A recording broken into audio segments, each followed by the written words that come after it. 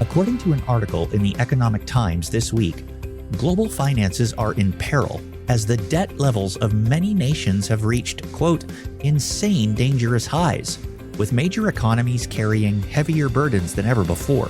Japan sits at the top of the global debt rankings. Its government debt to GDP ratio, the value of all the goods and services a nation produces, stands at 234.9%, the highest among advanced economies. The United States is close behind, with a nearly record high 125% debt to GDP ratio. China's debt load has also surged. Its debt to GDP ratio has climbed past 110%, doubling in just 10 years. And the European Union's debt ratio is approximately 95%. Together, these four major economic regions now have global debt exceeding $337 trillion, a significant share of the world's public debt. The problem with debt is that you have to repay it with interest, and if interest rates rise, skyrocketing debt servicing costs can bankrupt a nation. If a nation declares bankruptcy, no one will lend it more money, and its currency becomes worthless. The dangers of debt are not limited to wealthy nations. 78 of the world's poor countries, home to 1/4 of humanity, are trapped in a financial doom loop. To grow their economies, they go into debt. To service the rising costs of debts, many of these countries are cutting the investments in education, healthcare, and infrastructure that they need to ensure future growth. No wonder that in June 2025, the World Bank warned of a looming global debt disaster. Debt is dangerous. Debt can be destructive. That's why you will want to join Nathan Norman, Vicki Hitzges, and Kent Edwards as they listen to Solomon's warnings and suggestions for those who are not careful with their credit. Welcome to CrossTalk, a Christian podcast whose goal is for us to encourage each other to not only increase our knowledge of the Bible, but to take the next step beyond information into transformation. Our goal is to bring the Bible to life, into all our lives. I'm Brian French. Today, Dr. Kent Edwards, Vicki Hitzges, and Nathan Norman continue their discussion in the book of Proverbs. If you have a Bible handy, turn to Proverbs chapter 6, verses 1 through 5, as we join their discussion. Before we jump right into our latest discussion on Proverbs, let's just remind ourselves of what Solomon is doing in these opening chapters of the book of Proverbs, chapters 1 through 9. He began by saying that one of Satan's snares is to lure us into the wrong kind of friends, gangs who woo us with the promise of ill-gotten gains. The second snare Satan uses to tempt us is to live in the moment rather than first establishing our life's purpose and then starting to make decisions today that will lead us to our tomorrow goal. According to Solomon, wise people walk backwards through life. First, they decide on their end goal, what they want to accomplish in life, and then walk backwards to say what decisions do they need to make along the way to end up at that destination. Satan's third snare was much simpler. It's just adultery, and how common it is for people to exchange the life they could have enjoyed for a season of lust. But the fourth snare Satan uses to try and ruin our lives is debt. And man, is he seeming to be successful in that today. I find it interesting that in the third quarter of 2024, Americans owned a total of $17.5 trillion in debt, up 2.4% from the previous years. That's an incredible number, isn't it? Yeah. That sounds like a national debt number to me. And that's just private debt, not That's public amazing. debt. Wow. That's amazing. This debt comes in many forms. It could be student loans, car debt, mortgage on a home, credit card debt, or personal loan. But U.S. consumers each U.S. consumer is carrying an average of $105,056 of debt. That is incredible. And I know that our listeners can't see the chart that I provided for you, but did you notice the debt load of Gen Z, for example? People who are from 18 to 27 years of age? It's almost double what, say, my parents would have had. It's unbelievable. It's almost $300,000. And these are people under the age of 27, 18 to 27. So think of the ramifications. They couldn't buy a house, probably, because look at all the debt they already have. These are younger people. Is that why they say Gen Z can't buy a house? It's because they already have. I didn't know why that was. Well, it's multifaceted. I mean, one of the things is that the housing market is astronomically high. Right. That's why I thought it was. And Gen Z, it's not as bad as millennials, but Gen Z, what they're making adjusted for inflation is significantly less than, say, Generation X was making at the same time in their age. And many of them who have been striving to get ahead, as they should, have decided to go to college and take on student debt. And that can be an enormous financial weight on a person for decades. So, Vicki, I have a couple of questions for you. Okay, hit me. I'll straighten this out. Why do people get deeply into debt? Well, I think it's two things. I think if you value education and think a college degree is going to help you, you'll go into debt because you have valued that education. I think some people go into debt because of medical debt and they can't help it. And then I think there's lazy debt. And that's where people just buy things they don't need, and it just stacks up and stacks up and stacks up, and it ruins their life. Yeah, no, those are great answers. The only thing I would add to that is I think there's a narrative, right? There is a subtext narrative in our culture that says, okay, education debt is good debt because if you get educated, then you're going to be able to have a job and pay this off really quickly. But largely, most of the debt that people are taking on to go into education, they're not going into jobs that are going to be able to service that debt effectively or anytime in the near future, right? You also have kind of the burying of the weight of debt that you have to pay back this interest rate in a lot of our narratives. And so live the big life now. All you have to do is swipe the card. I mean, these companies, they target students who are in college, 18, 19 years old. They don't even, right. They've never experienced this before. And they're very aggressive. Oh yeah, you can have this. You can have this. You can have this. And so I think there's a narrative aspect to it as well. And it's so easy. I mean, we've just gone through, as we record this podcast, Black Friday in the United States. Lots of sales. On sale, 30, 40, 50% off. And you can pay over time. You can pay over time for 3-4 months for a sweater. So buy it now. It feels like almost nothing. But you know that interest is involved there. You know that these tiny micro purchases will add up and add up and add up. What impact does debt have on people individually? We'll start with individually. What impact does it have? Well, it's like taking cement blocks and hanging them on your shoulders. I have friends that are in debt, and they're miserable. They are absolutely miserable. And maybe in the beginning it's fun to have all this stuff, but down the line, and it's not far down the line, they can't do things, they can't go places, their lives are ruined, and maybe they start out in a great place, but they end up in a hovel and they're miserable. Yeah. I've known individuals who didn't get married because one of the couples was carrying crippling credit card debt and the other one did not want to take that on. I understand that. Mm-hmm. No, because A, it's a lot of money, and B, if they've done it in the past, are they going to keep doing it in the future?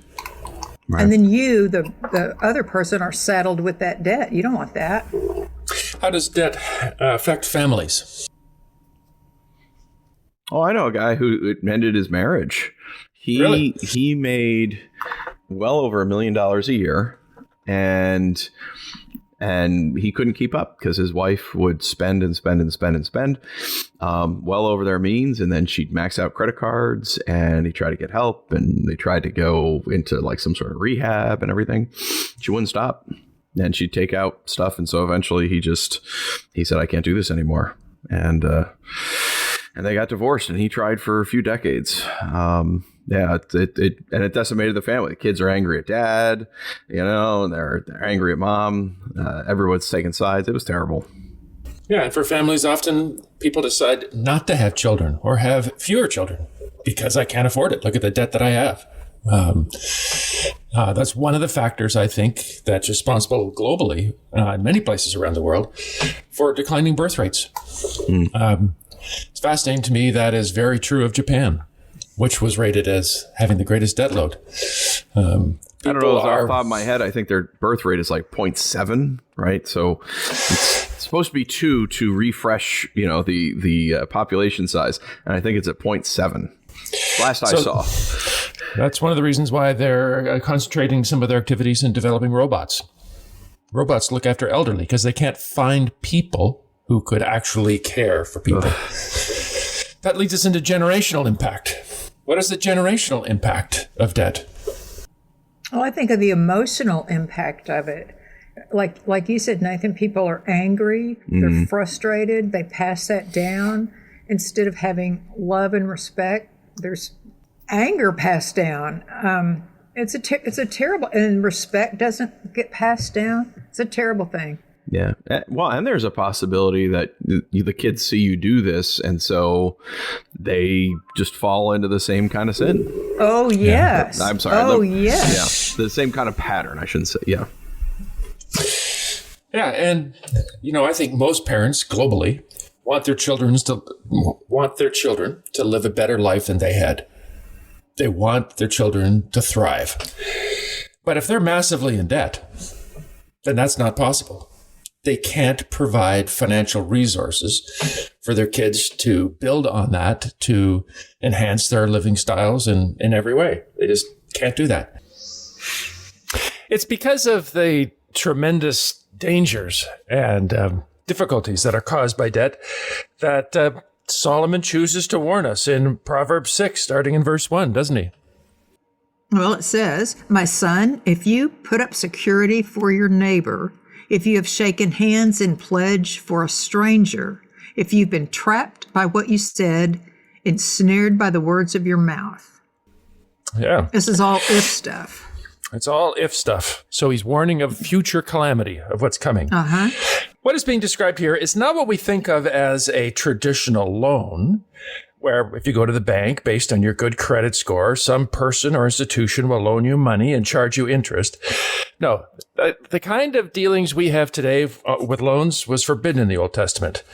In Exodus 22:25, for example, says, "If you lend money to one of my people among you who is needy, do not treat it like a business deal.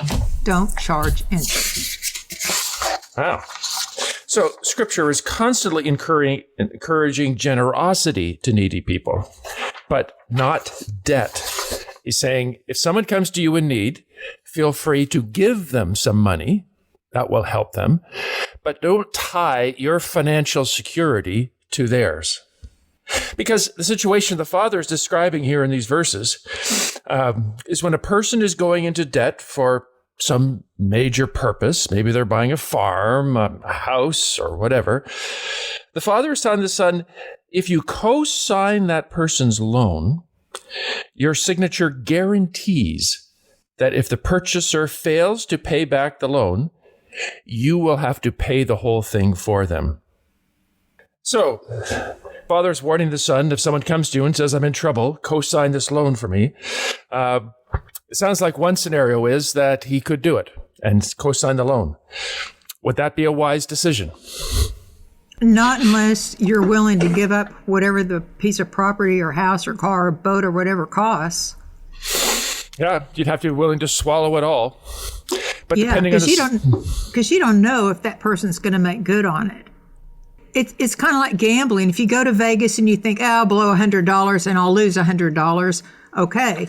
But if you think I can't afford to lose $100, don't go gamble $100. Well, your metaphor is excellent because around where I live, there's a lot of casinos. And on occasion, because a hotel is attached, my wife and I might find ourselves walking through the lobby. I look up at all these ornate decorations, this glamorous building, and I say to myself, who pays for this? Yeah, those people on the slot machines at the tables. Yeah. The gamblers. always lose. I mean, there's exceptions, but as a rule of thumb, the reason casinos thrive is because when you gamble with your money, chances are excellent that you will lose it. So this is a bad financial decision. That's what the father's telling the son. Do not do that. It will devastate you and for generations to come. So why? I mean, let's just look under the hood for a minute. What would motivate someone to enter into such an agreement?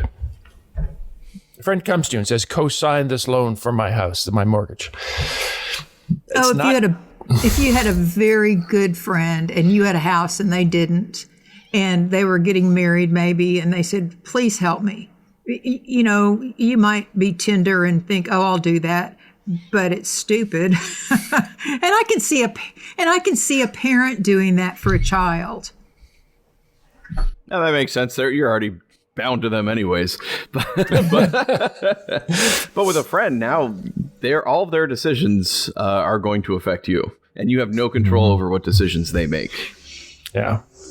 No, those feelings of friendship, of goodwill are strong. I have a relative who can't get credit and would love for me to co-sign the loan so they can get the house that they have dreamed of. But I can't take the risk. I love you. I care for you. I'm sorry you've made the decisions you've made. I can't fix that. I can't fix that. Sometimes friendship motivates us to make unwise financial decisions. But sometimes we just want to earn goodwill with even strangers, right? I don't. I don't. That's too much money. I'm thinking about buying a house or something. Give me an example. No, I'll give you an example. So Okay. I'm kind of in the midst of this right now, not personally, but watching it from an interested party. I know someone who had a creative endeavor and they tried to do one of these crowdfunding things. The crowdfunding was definitely going to come up a little bit short. And so he basically got into a relationship with someone who would front the rest of the money. And the guy has not been honest, and he has held up the project, and he has lied, and he has thrown everybody under the bus. Which one, the creator or the payer? the guy he got into business with, and the guy who loaned him money, essentially. Oh. And now his name in the industry, the guy who is the creator, his name in the industry is it's less than worthless. He has people that he has to pay, and he's never been able to pay, and it's destroyed his credibility within the industry that he has worked in for 30 years. So this is really the reverse. Instead of don't lend money, this is the guy who asked for the money who's getting ruined. Right. Yeah. But he was trying to, and there's a lot of creators involved with this project. He'd gotten some big names involved. He really, got them all up here, got all this money, and it's ruined lots of relationships. It really has. And so that's an example. He's trying to get goodwill, and in trying to to enter into a financial situation with goodwill, it's ended up, just decimating his credibility. Yeah, and sometimes we enter into a relationship out of goodwill because if I help them in this, then we could work together for other more profitable ventures in the future. Another guy build I up know, capital. He lent a large sum of money. I think it was like $10,000, which was huge for him. Be huge for me. He lent it to a former NFL player who is going to help him with his football coaching career, right? And lo and behold, the football guy, basically took the money and ran and never did anything for him. Right. But because he figured, hey, NFL, now I got credibility. Yeah, no, you just been burned.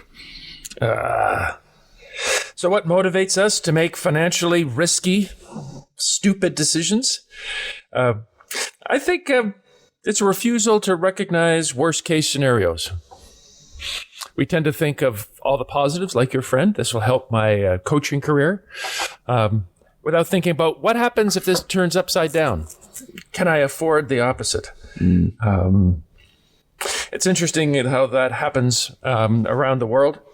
The housing market, particularly.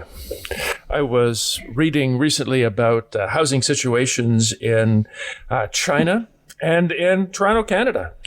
In both these situations, prices for housing was going up and up and up so fast that people thought there's no downside. So they would put down a payment on a condo and an apartment that was not even built yet. But they put down a deposit and because they knew that they could sell it again in just a few months, even though construction had not started, to another homeowner.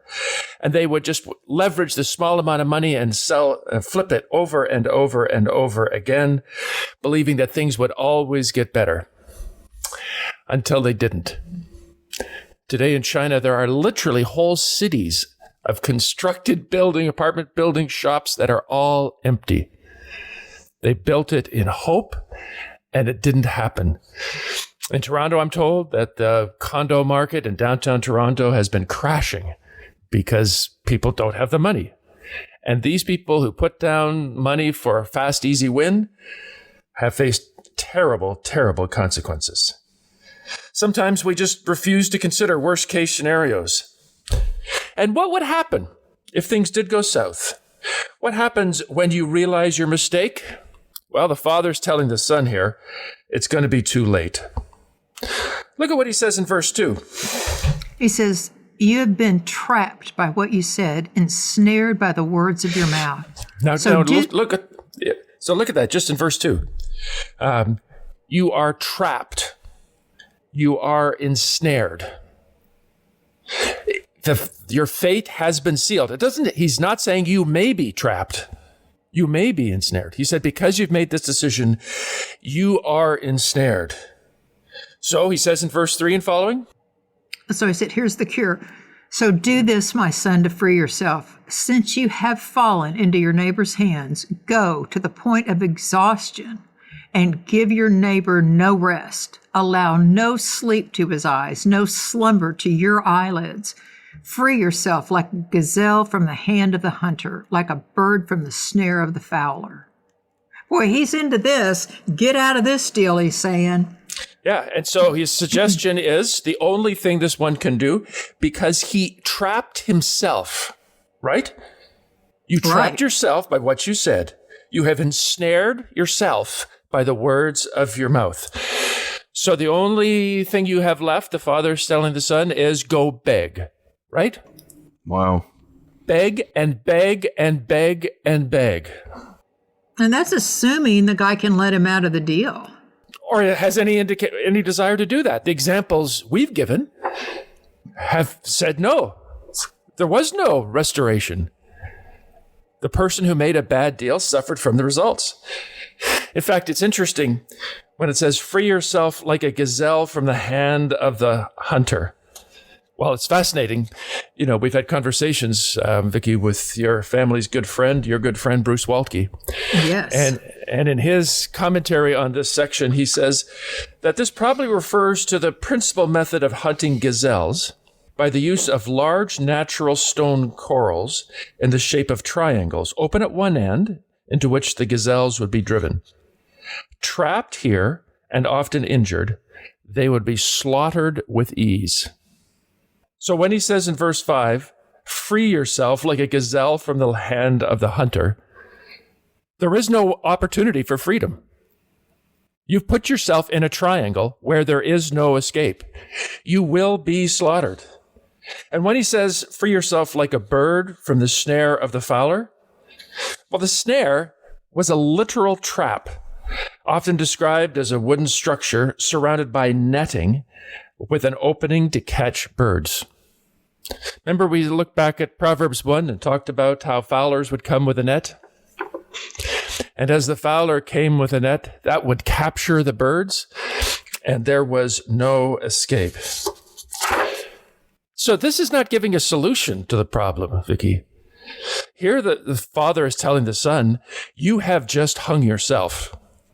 You can beg and beg, but the person that you are obligated to pay is under no obligation to free you from that. You're done, and you did it yourself. This isn't meant to give us a solution, but it's telling us that don't enter into any agreement without doing your due diligence. I have a sister and her husband who have a small business in Canada, and they're getting ready to sell it. Easier said than done. This is not putting an ad in the paper, do you want to buy a used car? They have to supply all kinds of financial evidence to a potential buyer to show what was their revenue, what were their expenses, what is their net profit over a certain number of years. Likewise, the buyer does the same thing. In fact, I looked online to talk about what does it mean to do due diligence. And, well, there are a number of things that business people must do to avoid the snare that the son got himself into. Yeah, well, first, you want to do financial and legal due diligence. You want to read the financial statements, analyze it all, examine the legal documents. Maybe better yet, if you're not a lawyer yourself, have a lawyer or a friend who knows legalese look at it. Verify the assets and liabilities. So, trust but verify kind of thing, right? Don't just take their word for it. And taxes. Look at taxes. I know where I live in Westchester County right now, many people have just reached the threshold where they can afford the mortgage, but the tax burden is greater than their mortgage payments, which is incredible. Right. So you have to keep that into account. Many people don't take it into account, and they get into a really bad situation. No, there's all kinds of stuff. Analyze the operations in the market. Make sure that going forward, there's still going to be a need for this business. Review products and services, their profitability, the growth potential. Just because they could run a successful business doesn't mean this new company could. Yeah. And that would include even examining what key employees are going to be staying with you and for how long. And what, I don't know how you do this, but I know a dentist that sold his practice, and people like the dentist. It would So, his clients, whatever you call them, they left, and this new dentist bought the practice, and I don't know what he got besides some teeth scraping tools and some chairs, but there's a lot that goes into buying a business. I think that's why they recommend getting professional advice. Right. Don't try to do it yourself. Have a disinterested third party come and examine the opportunity, the challenges that are being presented when someone comes and asks for financial help, to make sure you don't come in with rose-colored glasses. Even if it's a friend, even if it's someone you think you know well. American President Ronald Reagan is famous for saying, let's trust but verify. I think that applies in any financial dealing as well. Well, and you think about just in general, the decisions we have to make, or any kind of legal process you want to go through. I know a number of years ago, the church I was at, the Orchard Church in Michigan, we were redoing our Constitution and bylaws, which if anyone really needs to have a fun time, go redo those in a church. But we were just going through this, and it's such a slog. And I remember at one point, man, we just got stuck on this one area, and I felt like what was being proposed to be put in was overly complex and it was too much. And I said, the likelihood of that ever happening is so infinitesimally small. It's not going to happen. Let's just hope for the best. And he said, we're not putting this document together to hope for the best. We're putting this document together to plan for the worst. Yeah. And I have kept that with me for a long time. Scott Hinson, you're a genius, right? Just we're not planning for the best. We're hoping for the best, but we're planning for the worst. And I think that's how we go into all of our financial decisions. Hope for the best, but plan for the worst. Yeah. We need to follow the father's advice to the son, not to put up security for our neighbor. Don't strike hands and pledge for another, not without doing due diligence, because you could be trapped by what you have said and ensnared by the words of your life. Look, one of Satan's snares, one of the ways he wants to diminish, harm, reduce our effectiveness for the kingdom is by putting us deeply into debt. Let's not make the son's mistake. What can you do when you realize you've made an abysmal financial decision? All you can do is humble yourself and plead for mercy from the one who has no incentive to give it to you. So do everything in your power to avoid the danger of debt. Do due diligence before every major financial decision. Listen to the Father. Don't make the Son's mistake. It's wise to avoid bad financial decisions because once you've committed to it, the only option you'll have is to beg for mercy from the one who has no incentive to give it.